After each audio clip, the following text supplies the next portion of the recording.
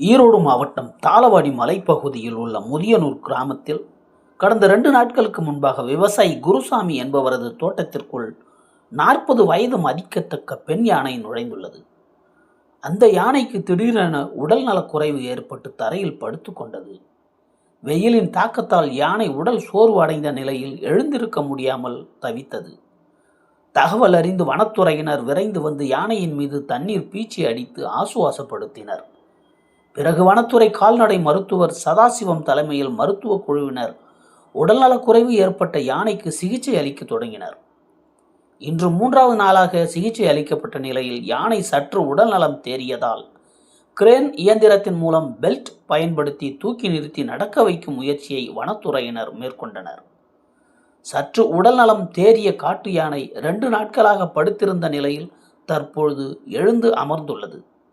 சிகிச்சையில் முன்னேற்றம் இருப்பதால் வனப்பகுதிக்குள் அனுப்புவதற்கான முயற்சிகளை தொடர்ந்து மேற்கொண்டு வருவதாக வனத்துறை மற்றும் கால்நடை மருத்துவ குழுவினர் தெரிவித்தனர்.